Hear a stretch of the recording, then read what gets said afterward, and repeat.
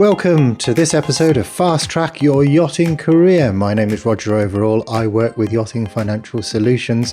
With me today again is Teresa, who is a Director of Yachting Financial Solutions and also a founder of the YIFSOL Partnership. Teresa, hello. Hello, Roger. How are you? I'm very well. So we're here to help you find that first job in the super yacht business. So Teresa, let's run through the steps that people can take to increase their chances of getting that first job in yachting. Where would you start? What's the number one thing that you would look at if you were going into yachting today? Okay, I think first of all, let's start at the very beginning and have a very cool look first. Is this really the job for you? Because you're going to save yourself a lot of time if it isn't.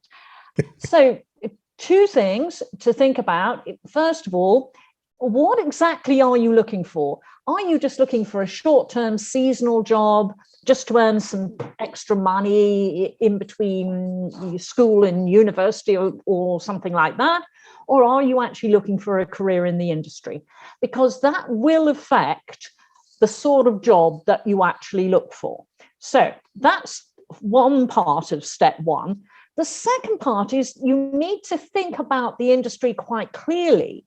It looks, of course, from the outside, very glamorous, but working on board is not the same as being a guest. And of course, on the positive side, yes, you get to travel around the world and paid to do so, meet all sorts of people, your living expenses will be paid, your salary could be tax-free, so you get to spend or save the majority of it. All good news so far. However, on the not so plus side, entry-level jobs, particularly in yachting, are physically very demanding and often monotonous with long, unpredictable hours. You don't get to go home at the end of the day, and you are living in close quarters with your workmates far from home. Is that okay? If the answer is yes, let's move on to step two. What then is the next thing that people should think about when they start looking for their job or tentatively starting in the yachting scene? Okay, well, I wouldn't be tentative. I think it's vital to be positive you've decided to do it, and it's vital to be positive from day one. So, first step, do you look the part? Check your appearance. If you're keen on having lots of bits of ironmongery decorating your various parts of your body, remove them. If you have tattoos, make sure that they aren't visible when wearing a polo shirt and shorts. Have a look in a few yachting magazines to see what yacht crew look like, because there is quite a definite style.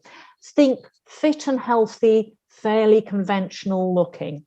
That's the look you need to go for. Okay, so you look the part, you've looked in the magazines, you've looked online, and you think, yes, I fit this. Look, that is me. I see myself reflected back from what I'm seeing on the screen. What's the next thing that you need to consider?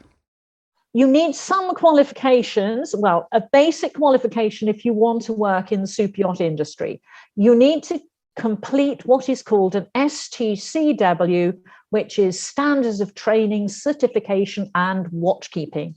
This is approximately a 1-week course. Some of it is available online, but you can also do it in person at most of the major yachting centres, for example, on Antibes, Palma or Warshash in the UK. The other thing you're going to need, you will have to pass an ENG1 medical. Normally speaking, if the boat is interested in you, they may well arrange that for you. But to boost your employment possibilities, perhaps particularly if you're new to the industry, you could arrange to have that medical done yourself. So that would kind of put you ahead, clearly, of somebody that hasn't had the medical. And sometimes boats are in a real rush to pick up an extra person. So if you've got your STCW and your medical and hopefully a European passport, you could be the one.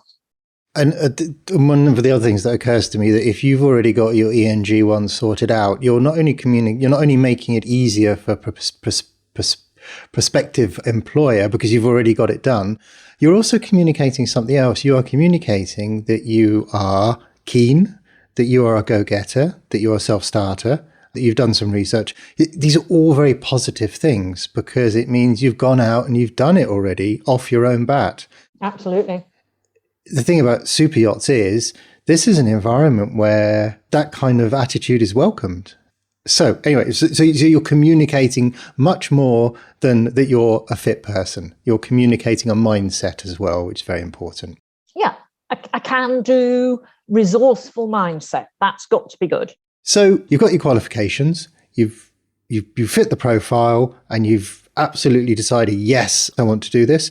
What's the next steps to? You need to get yourself ASAP to a yachting centre.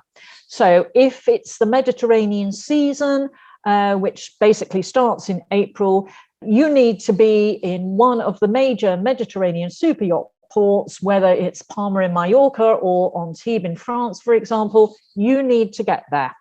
This won't be so important once you have an established track record in the yachting industry, but as a newbie to the industry, you need to be on the spot.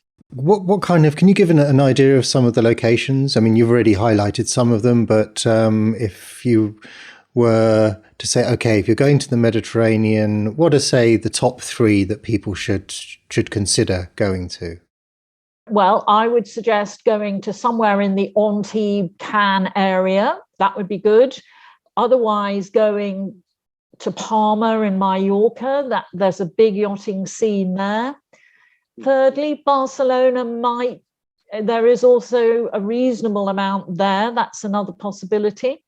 Also, San Remo in Italy. It's going to cost you quite a lot of money to hang about or try and find a job. So the sensible thing to do is probably to hit one of these centres. And the key thing about going, say, to France is that virtually all the ports on the Côte d'Azur, and indeed including ports in Italy, are all accessible from the Côte d'Azur. And you need to get there perhaps mid to late March. A lot of things don't really get moving before that. But it would be sensible, if you are going to prepare before that, that you've already done your STCW and possibly got your ENG1 as well. So once you arrive, what happens once you arrive? What should you start doing when you get there? When you arrive, you need to sign up with as many local crew agencies as you can. You also need to go dock walking. So what you're doing there is each morning you pick one of the ports, you walk around the port early in the morning, 7:30, let's say, and you ask all the boats, do they need some help for a few days or today? And you also hand them your CV. And eventually what will happen is somebody will need you, and that will kickstart your yachting career, hopefully. Just a silly question, maybe, that your CV, what language should that be in? Oh, English, absolutely. You must be a fluent English speaker.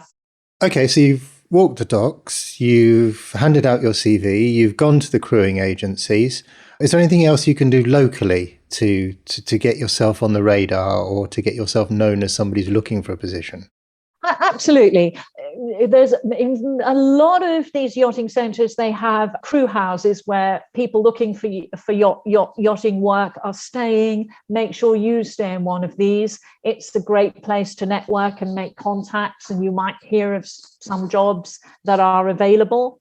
The other thing to do, although we completely understand you're probably on a bit of a restricted budget, but it is still important to check out in the town, which bars and pubs, restaurants even, you see yacht crew congregating at, and make sure you go there. Again, that gives you the opportunity to meet other yacht crew and network, and you just may hear of a job that's available. The other thing, of course, that you mustn't forget is it's great to be out there in the physical world, the real world, going to boats, going to crew agencies, going to bars, staying in the crew houses. But we mustn't forget the online possibilities as well, of course. Absolutely. You'll find that there's quite a few yacht crew Facebook groups, WhatsApp groups, Instagram maybe. You need to join as many of these social media groups that you possibly can. Crew agencies, not surprisingly, do charge for crew placement. So you will get boats that do put messages on Facebook or social media to try and find crew more cost efficiently. So that could be your way in. There are crew groups on Facebook, for instance, for per location. So you've got the Antibes Yacht Crew Facebook group. There's one for Palma. There's one for the Caribbean. There's loads of them. There's absolutely loads of them. And they're very accommodating. They're very, clearly if they see that you're a sensible person who's interested in yachting, they will let you join. And they're very, very good. If you look on Facebook, you will see regularly positions come up. Now, one of the things, of course, is they need somebody quickly. So if you're in the location, if you're available, that just makes it so much easier for you to snap up that opportunity and say, yes, I am here. Okay, so you've pretty much done all you can to get the interview, to get noticed, to be invited to come and talk. What kind of considerations should people have if they're fortunate enough to get an interview? First of all, make sure you look like professional yacht crew. If you look like it, you can be it, I think. Make sure that you have as many of the potential documents as possible. Obviously, your CV, your STCW certificate, your ENG1 certificate, if you've got that. When you're being interviewed, make sure that if you have any additional skills that could be useful on board, make sure that you highlight those. Are you a dive master? Do you have hairdressing or hospitality experience? Do you have any sailing experience? Do you speak a foreign language? You might not be a chef, but could you step in and prepare crew meals if necessary? Any of these kind of things could give you the edge on other applicants. Do you have an EU passport? Don't just assume that whoever's interviewing you is aware of that. It's always worth pointing out. And after that, well, very best of luck. If you don't land the first job, persistence is the key. Keep going. You will get there and you will get your break into the industry. So we hope that's given you a good overview and some very practical advice and tips for how you can make your transition into the industry as easy as possible, that you're stacking the cards in your favour. So you're the one who gets the job, that you're the one who is noticed and offered the position on board. You can find out more about Yachting Financial Solutions at yfsol.com, yfsol.com. And importantly, we have a whole rake of articles and features under the Fast Track Your Yachting Career banner that will give you all kinds of very, very useful information, insight, support and tips so that you can make the most of your career in yachting. Thank you ever so much for taking the time to listen to us today, and do join us again on the next episode of Fast Track Your Yachting Career. Until then, safe travels and safe sailing. And very best of luck.